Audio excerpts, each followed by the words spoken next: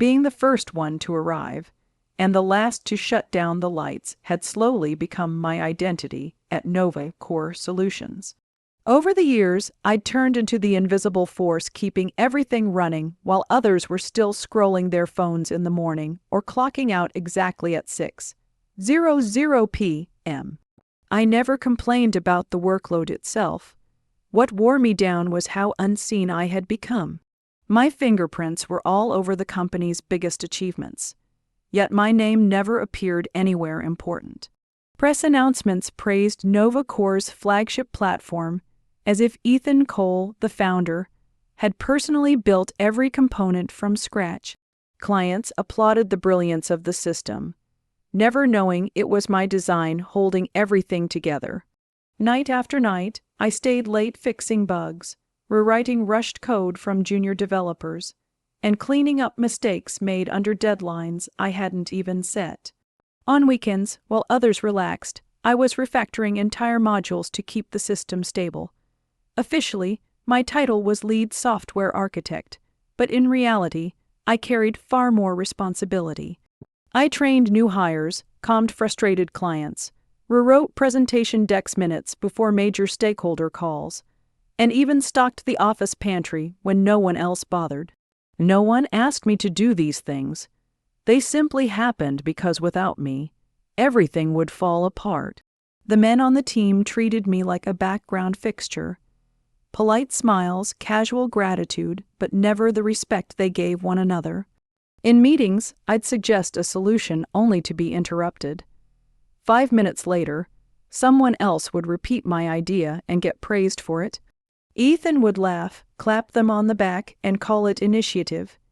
Ethan Cole, my boss, and over time, my greatest disappointment. He had that practice charm, tailored suits, perfect teeth, and rehearsed humility that impressed outsiders. Publicly, he was seen as a visionary entrepreneur. Privately, he was the man who once asked me how long it would take to make the code prettier.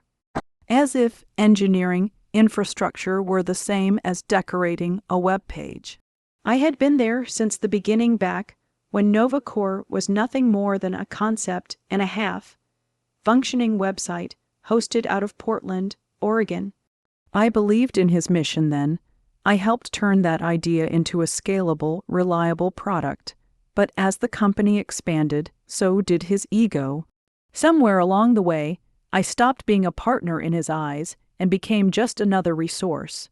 Over the past few years, the favoritism stopped being subtle. Promotions went to men he played squash with on weekends. Performance bonuses quietly landed in the accounts of his inner circle. I hadn't received a meaningful raise in over 4 years, despite overseeing 3 major projects and managing the technical backbone of the most important demo in the company's history. That demo was scheduled for Thursday, less than a week away. It would determine whether Nova Core secured its next round of investment. Every critical component depended on me. Everyone knew it, even if none of them dared to say it out loud. Including Ethan. Still, something felt off. His tone toward me had shifted, more distant, less engaged. He stopped responding to my detailed updates. Meetings began happening without me. Once, I overheard him whispering with the HR director near the data center. They fell silent the moment I walked past. I said nothing. I kept working. The atmosphere in the office had changed. Subtle but unmistakable, like pressure building before a storm. Around the same time, Ethan began bringing in a wave of new interns. Young women, fresh out of university, barely trained and clearly overwhelmed. I helped them when I could, correcting their work, answering endless questions, guiding them through tasks far beyond their experience. It drained me. Supervising wasn't in my role, and I wasn't being compensated for it. When I finally raised the concern, Ethan brushed it off. "They're here to learn," he said casually. I thought something else but kept it to myself. They lingered near his office, always welled. Rest, always eager. I watched him stand too close, laugh too loudly, and schedule mentorship lunches that had nothing to do with mentorship. One morning, I caught an intern trying to access the live production database using admin credentials she clearly didn't understand. When I stopped her, she said Ethan had given permission. My stomach dropped. At the same time, Ethan grew colder toward me. He canceled our one-on-one meetings and started assigning Logan Pierce, a relatively inexperienced developer, to lead technical calls. Logan barely understood the system, but he had confidence and Ethan's favor. Still, I didn't falter. The demo was approaching fast. Everything had to be flawless. Security, load handling, live interactions. I was the only one who knew how every piece fit together. Every evening that week, I stayed late in the server room. I ran stress tests, wrote contingency scripts, built fail-safes. I wasn't going to let the investors see even a single crack. Late Wednesday night, I passed Ethan's office and heard laughter. Inside were Ethan, the HR director, and a board member. The door was slightly open. "She's been here too long," someone said. "People like that resist change. She won't cause trouble. She'll just leave quietly." I froze. I returned to my desk and opened the system backend. Then I accessed a separate file, one I hadn't touched in months. The code inside was simple, dormant, and powerful. I didn't activate anything. I just looked at it. I wasn't reckless, but I was prepared. On Monday morning, Ethan finally stepped into the development area, something he rarely did. He walked in like an owner inspecting property. I was at my usual desk, headphones on, final checks running on the demo environment. "How's the demo?" he asked. "Stable, tested, backup protocols active, security reinforced." He nodded. "Investors arrive in 2 days. Keep explanations simple." I looked up. "I won't be presenting." A pause. His eyes shifted. "Right, Logan will handle it." Of course he would. By Tuesday afternoon, HR activity spiked. Closed doors, side glances at 4:30 p.m. An email appeared in my inbox, subject, meeting request 5:00 p.m. I knew I saved my work and walked into the conference room. Ethan sat beside the HR director. I remained standing. "The company is restructuring," Ethan said stiffly. "Effective immediately. Your position is being terminated." No warning. No gratitude, no acknowledgement. I nodded once, understood.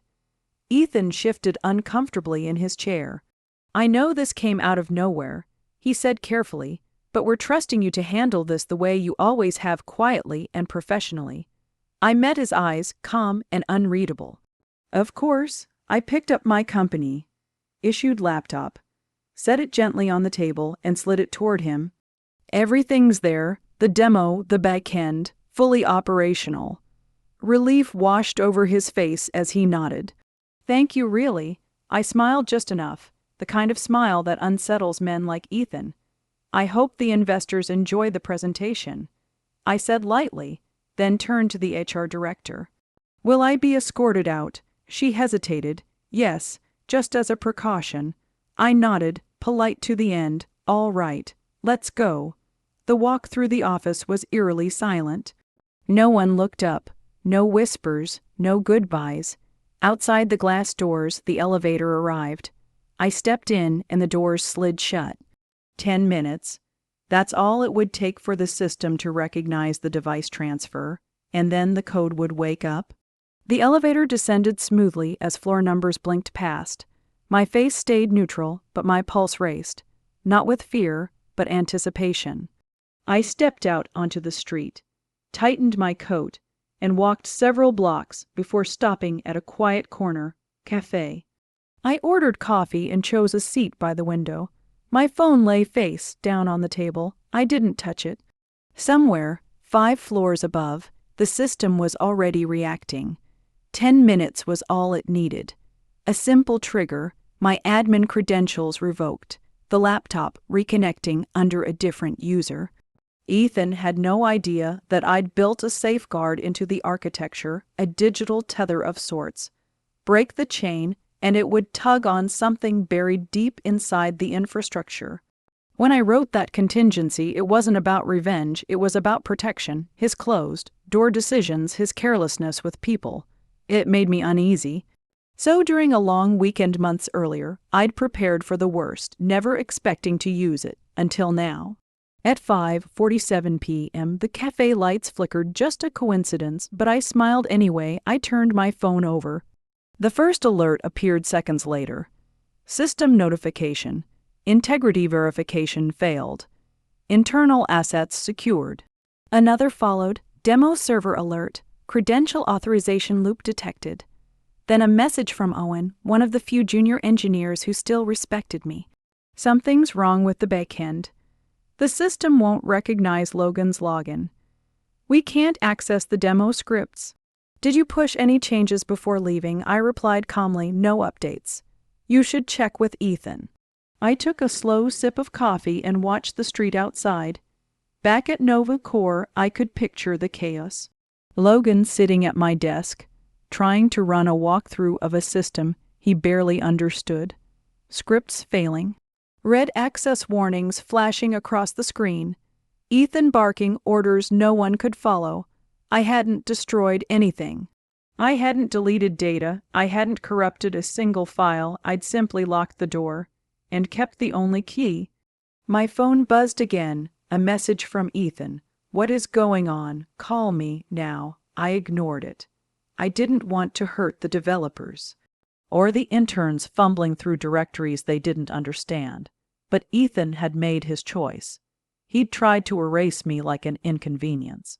Now he could explain to the investors why the entire presentation architecture had gone silent hours before the most critical demo in company history. Another message appeared, short, desperate. If this is personal, we can talk. It's not too late. I'll fix this. Please, he wanted to talk. Years of being the silent backbone, late nights, migraines, working through illness, grief, holidays alone. Always meeting his deadlines. He could have talked to me then. I set the phone down and let the silence settle. I wasn't finished. That evening, I didn't go home. I walked the city aimlessly, letting the noise drown out my thoughts. What I felt wasn't satisfaction. It was colder than that. A strange stillness, like the part of me that had been bending backward for years, had finally gone quiet. By morning, the system hadn't collapsed. That was the brilliance of it. Nothing was destroyed. Email worked. Calendar synced. Payroll ran as usual. Only the demo environment sealed at 8:13 a.m. Owen called. I hesitated, then answered. Hey, he said carefully. I don't want to get involved, but are you okay? The question caught me off guard. I'm fine, I replied. Why? He exhaled. Because this place is chaos. Ethan didn't tell the investors anything last night. He thought Logan could fix it. Logan froze. I smiled faintly. The demo's stuck in RAID only mode. Owen continued. We can open dashboards, but every action crashes. A freelancer came in overnight. Nothing worked. Ethan's panicking. He should be. I know you didn't break anything. Owen added. You just built something no one else understands. You don't owe me an explanation. I just wanted you to know I saw how he treated you. In all those years, no one had said it that plainly. I appreciate that, I said quietly. They're bluffing investors now, he went on. Calling it a sync issue. It's not working. One investor already walked. Another threatened to pull funding by noon. I checked the time. 9:47 a.m. Ethan had 2 hours and no idea what he was up against. The lockout wasn't permanent, but reversing it required precise instructions and an encrypted passphrase I'd never written down. Only I knew it at 10:22. Another message from Ethan arrived. I'm sorry, I handled this wrong. Let's fix it together. Empty words. He wasn't sorry for what he did. He was sorry it backfired. At 10:38, an unknown number called. I let it go to voicemail. His voice played seconds later. Strained, exposed. Please, I underestimated you. Everything's falling apart. If you come back, unlock the system, we can make this right. You'll have a bigger role, more than before. It almost made me laugh. By 11:00, Owen messaged again. Investors are leaving. Someone called Nova Core a liability. Ethan's blaming the system, and you. But no one's buying it. That was when I knew. Not just the demo was over, the illusion was. By afternoon, tech blogs picked up the story. Headlines hinted at internal collapse and leadership failure. For once, Ethan couldn't control the narrative. That evening, a message came from someone I barely remembered. A former employee who'd left quietly years ago. I heard what happened. Good for you. Then another and another. A quiet chorus of people reminding me I hadn't imagined it. That night, I opened a folder I'd labeled Someday. Inside were wireframes for a platform I'd dreamed about for years. Simpler, cleaner, built around people instead of performance theater. Maybe someday had finally arrived. The next morning, Ethan called again. No voicemail this time. Just missed calls one after another. At 11:04 a.m., I finally answered. I don't want to fight, he said immediately, voice stripped of arrogance. I was wrong. We've lost almost everything. The board's ready to shut it down. I need you, name it. Your role, your salary, CTO, partner, whatever you want. I stayed silent and let him feel what it was like not to be heard. There it was, desperation dressed up as generosity. I don't want your title, I said quietly. There was a beat of silence on the line. Then what do you want? Ethan asked. I paused, choosing honesty over cruelty. I want to see what you do without me. And I ended the call. He never rang again. That evening, a message came in from Owen. I know it's not my place, but whatever you build next, I'd like to be part of it. If you need someone who still believes in building something real. I stared at the screen longer than I expected. Then I opened the folder labeled Someday and started again. By the end of the week, the industry had caught on. Tech outlets published careful dissections of Nova Core's collapse. A leaked investor memo described the failed presentation system and hinted at leadership changes. Everyone understood what that meant. Ethan was out. What surprised me more were the private messages that followed executives, investors, journalists. They weren't chasing drama. They were curious, and some wanted to talk seriously. One message stood out. Claire, co-founder of Finchwave, a growing competitor known for a clean data sharing platform, reached out directly. I've followed your work for years. I'd love to hear what you're building next, and how we might support it. We met 2 days later at a quiet restaurant. Claire was sharp, direct, and refreshingly honest. She didn't want me to repair Finchwave. She wanted to invest in me. I read your original system architecture at Nova Core, she said. The parts you wrote. Not the marketing gloss. It was elegant. Whatever you're building now, I want in. I told her about the idea I'd shelved for years, something personal. Focused on usability, privacy, and real autonomy. Not a platform designed for investor slides, but one built for people. She didn't hesitate. I'll fund the seed round, she said. But I want to see something real. That night, Owen and I worked in his apartment until 2:00 a.m. We rebuilt the flow, cleaned the logic, and shaped a working prototype. It wasn't flashy, but it worked. We called it Root Line, a foundation, something honest. 3 days later, we presented it to Claire, and unknowingly, to 3 investors who had once backed Nova Core. Owen handled the walkthrough. I spoke about vision, scale, and implementation. No theatrics, no ego. When we finished, one investor leaned back and said, "This is what we thought we were buying before." Claire smiled. And now you can without the noise. By week's end, 2 of the same investors who had walked out of Ethan's demo signed early-stage letters with us. The same rooms that once dismissed me now listened. I didn't gloat. I didn't mention Nova Core once. But I knew Ethan would hear. The industry always talked. Publicly, Nova Core went quiet. Social feeds froze. Their website still listed Logan as lead engineer. Titles remained, but the substance was gone. Root Line moved fast. Faster than I expected. After years of being invisible, Stepping fully into leadership felt unfamiliar. I caught myself over-explaining, apologizing before decisions. Owen noticed, "You don't need to justify what you already know," he said one night. "You taught me half of this." There was no flattery, just truth. We found our rhythm. I focused on infrastructure and integrity. He handled design and documentation with genuine care for users. Root Line wasn't a social network. It wasn't growth hacking theater. It was built for small teams, nonprofits, communities without PR budgets. Simple encrypted collaboration, file sharing without selling data. We weren't reinventing anything.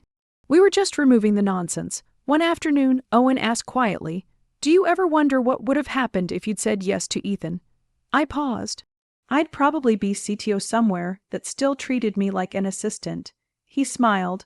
"Good answer." Later, as we watched early users interact with Rootline, the results were small, but real. A nonprofit organized a fundraiser within hours. A community library left a note, "We've needed something like this for years." It mattered. Months later, an article crossed my inbox. Nova core faces renewed turmoil as senior engineer resigns, citing toxic leadership culture. Different person, same story. That's when it fully settled. It had never been me. I closed the tab and turned back to my work. No speeches, no final confrontation. Just a clean desk, a working system, and the quiet joy of building something that didn't hurt anyone to create. The real revenge wasn't the failure. It was peace.